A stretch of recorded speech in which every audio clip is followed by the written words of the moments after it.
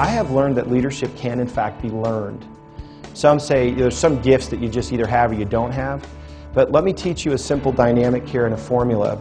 And this formula is what I call E squared P and C.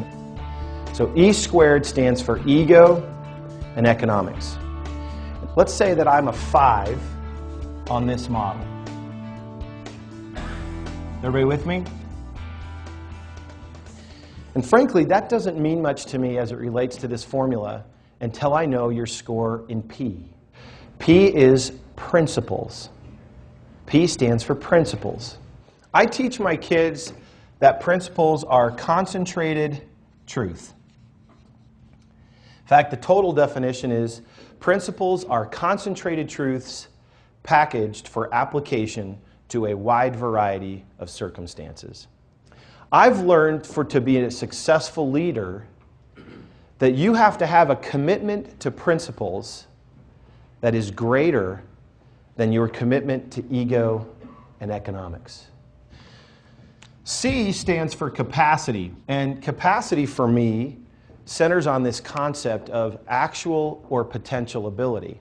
Leadership is about source credibility and character.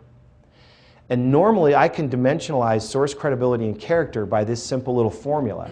I call this EP relationship here motive management.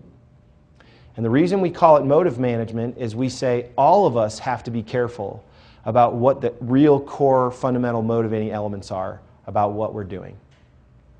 All of us have to step back and say, why am I doing this? And people that feel like you are E over P,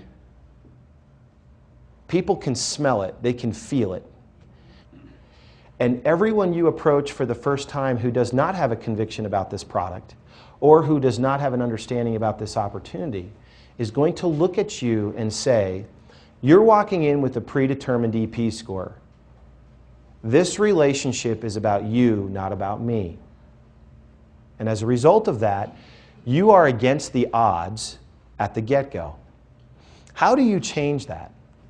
I've learned in my career that if I lack a conviction about what it is that I'm approaching you about, right, it's not going to work. So the first question you ought to ask yourself, if you are leading in any effort, do I have a core belief, an abiding conviction that what I'm about to talk to you about and share with you is more about you than it is about me? Speak from a point of conviction. The advocate is campaigning on behalf of a belief. Be an advocate.